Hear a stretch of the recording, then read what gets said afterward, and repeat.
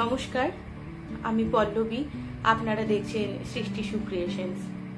বেশ কিছুদিন ধরে আপনাদের জন্য আমি কোনো ভিডিও দিতে পারিনি, তার কারণ খুবই দুঃখজনক একটি ঘটনা আমাদের জীবনে ঘটে গিয়েছে।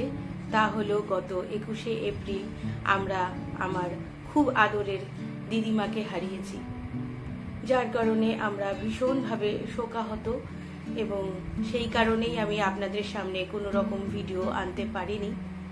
এখন আমরা কিছুটা স্টেবল হয়েছি। আমার দিদা আমার দ্বিতীয় মায়ের সমান। আমার দিদা আমাকে ছোটবেলা থেকে বড় করেছেন, তার কাছেই আমি বড় হয়েছি। সেই জন্য তার প্রতি আমার স্নেহ, ভালোবাসা, আদর, আবদার সবটাই অনেক বেশি ছিল। আর দিদার এই চলে যাওয়াটা আমি কিছুতেই যেন মেনে নিতে পারছি না। এখনো যেন আমার বিশ্বাস হচ্ছে না যে আমার দিদিমা আর নেই। আপনাদের সঙ্গে কিছু কথা আমি শেয়ার করার জন্য এলাম। একটা মৃত্যু আমি চোখের সামনে দেখলাম, আমার খুব কাছের মানুষের মৃত্যু, যা আমি দেখে খুবই মর্মাহত। এবং এই মৃত্যুর কারণে আমি বহু জিনিস লক্ষ্য করলাম, দেখলাম, যা আপনাদের সঙ্গে শেয়ার করতে চাই এবং জানতে চাই যে আমাদের সমাজে কত রকম অদ্ভুত ধরনের নিয়ম কানুন রয়েছে এবং আপনারা কতজন সেই ধরনের নিয়ম কানুনকে সম্মতি দেন। গত 5ই এপ্রিল আমার দিদা হঠাৎই ভীষণ অসুস্থ হয়ে পড়েন। শুরু হয় তার শ্বাসকষ্ট। তাকে হাসপাতালে নিয়ে যাওয়া হলে সেখান থেকে বলা হয় যে দিদার হার্টে ব্লকেজ রয়েছে, যার জন্য আমরা ওনাকে নিয়ে শিলিগুড়ি যাই। শিলিগুড়ির হেরিটেজ হসপিটালে 14 দিন তার চিকিৎসা চলে। সেখানে গিয়ে জানা যায় আমার দিদার 2টো কিডনি ফেলিওর রয়েছে। উনি অনেক দিন ধরেই সিকেডির পেশেন্ট ছিলেন। তার 2টো কিডনি ফেলিওর হয়ে যাওয়ার পরে শুরু হয় তার ডায়ালিসিস। 5টা ডায়ালিসিস উনি নিতে পেরেছেন। 6 নম্বর ডায়ালিসিস করতে গিয়ে তার শরীর আরও খারাপ হয়ে যায়। তাকে আমাদের এখানে রায়গঞ্জে নিয়ে আসা হয় এবং এখানকারই আরেকটি বেসরকারি নার্সিংহোমে তাকে ভর্তি করা হলে তার সারা শরীরে সেপসিস হয়ে যায় এবং সেপটিক শক এবং ক্রনিক কিডনি ডিজিজ, এই 2টো অসুখে আমার দিদা চিরজীবনের জন্য আমাদেরকে ছেড়ে চলে যান। আমি আমার দিদার মৃত্যুর পরে বেশ কিছু জিনিস দেখলাম, প্রচুর মানুষকে চিনলাম।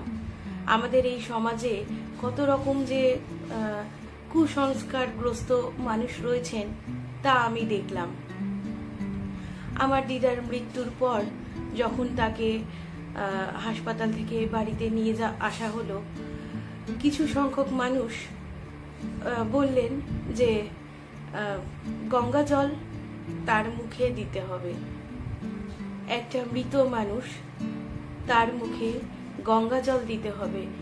আপনাদের কাছে আমার প্রশ্ন, এই গঙ্গা জল মুখে দেওয়ার রীতি এটা কি, মানে এটা কেন? এটা আমরা আজকের এই আধুনিক যুগে এসে এটা আমরা কি করে মেনে নিতে পারি? একটু গঙ্গা জল দিয়ে আমার দিদা কিন্তু আর বেঁচে উঠবে না। যদি সে বেঁচে নাই ওঠে তাহলে 1 চামচ গঙ্গা জল মুখে দিয়ে কি লাভ? আমার দিদা লাস্টের 3-4 দিন একদম কিচ্ছু খেতে পারেননি।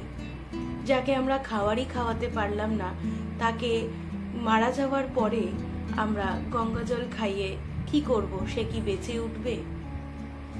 এই যে কুসংস্কারগ্রস্ত সমাজ, এটাকে আমরা কি করে বদলাবো? আপনাদের মধ্যে কারা রয়েছেন যারা এই ব্যাপারটাকে সম্মতি দেন এবং সম্মতি দেন না? আমাকে অবশ্যই কমেন্ট করে জানাবেন। আমি ভীষণভাবে মর্মাহত আমার দিদার মৃত্যুতে। আমার দিদার কাছেই আমি বড় হয়ে উঠেছি, আমি আপনাদেরকে বললাম। তার চলে যাওয়া আমি এখনো মেনে নিতে পারছি না। আমার দিদার চলে যাওয়ার পরে আমরা শ্মশান যাত্রী বা শ্মশান বন্ধু হিসেবে আমরা দৌড়ে দিদার সাথে শ্মশানে যাওয়ার জন্য বেরোলাম। কিছু সংখ্যক মানুষ আমাদেরকে আটকালেন। কারা আটকালেন আমি জানি না। সেই সময় আমরা মানসিকভাবে একেবারেই বিপর্যস্ত ছিলাম। বললেন যে মেয়েরা নাকি শ্মশানে যায় না। এটা কি ধরনের সমাজে আমরা বাস করি যে আজকের যুগে দাঁড়িয়ে লোকে বলে যে মেয়েরা শ্মশানে যেতে পারবে না। আমরা কারোর কথা তোয়াক্কা না করে আমার দিদার শেষ যাত্রায় সঙ্গী হয়েছিলাম। আমরা শ্মশানে গিয়েছিলাম, দিদার অন্তিম সংস্কার পর্যন্ত আমরা সেখানেই দাঁড়িয়েছিলাম। আপনাদের সবার কাছে আমার একটি প্রশ্ন রয়েছে যে একটা মানুষ বেঁচে থাকার আগে সে অসুচ নয়, আর মরে গেলেই সে অসুচ। মরে গেলেই তাকে আর ছোঁয়া যায় না, তাকে আর রাখা যায় না, তার পরনের প্রত্যেকটা জিনিসকে ফেলে দিতে হয় কেন? এর উত্তর আমি আজও পাইনি, এবং সত্যি এই উত্তরটি আমি জানতে চাই যে এই সমাজের এই ধরনের নিয়মগুলো কেন, কি কারণে এই ধরনের নিয়মগুলো করা হয়েছে, কারা করেছেন এই ধরনের নিয়ম। অনেক প্রাচীন যুগ থেকে যদি এই নিয়ম চলে এসেও থাকে, আজকের যুগে এসে আমরা কি সত্যি এই নিয়মগুলো মানতে পারি, বা আমাদের কি এই নিয়মগুলো মানা উচিত? অবশ্যই আমাকে একটু জানাবেন। আমার দিদা চলে গিয়েছেন, শেষ যাওয়ার আগ মুহূর্ত পর্যন্তও আমি আমার দিদার সঙ্গে ছিলাম। যখন চলে গেলেন ভোরবেলা আমার কাছে ফোন এলো হাসপাতাল থেকে, তখনও আমরা গিয়ে আমার দিদার কাছে দাঁড়ালাম। আইসিইউতে উনি ভর্তি ছিলেন, মনিটরে যেখানে পালস রেট থাকে সেটা স্ট্রেট লাইন ছিল, আমি নিজের চোখে সেটা দেখেছি এবং সত্যি কথা বলতে বিশ্বাস করতে পারছিলাম না। দিদাকে অনেক ডাকলাম, দেখলাম আমার দিদা আর নিঃশ্বাস নিচ্ছে না। আমার দিদা আর কোনোদিনও নিঃশ্বাস নিবে না, আমার দিদাকে আর কোনোদিন আমরা ছুঁতে পারবো না।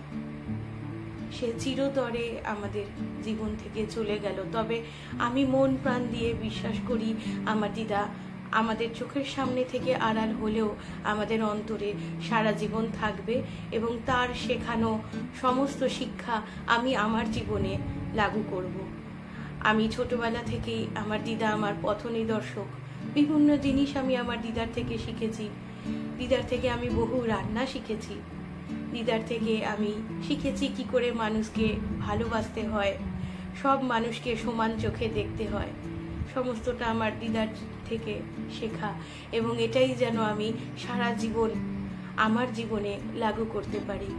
আপনারা সবাই আমাকে আশীর্বাদ করবেন আমার দিদার দেখানো পথে আমি যেন এগিয়ে যেতে পারি, আর এই শোক কাটিয়ে আমি যেন আপনাদের জন্য আবার নতুন করে ভিডিও নিয়ে আসতে পারি।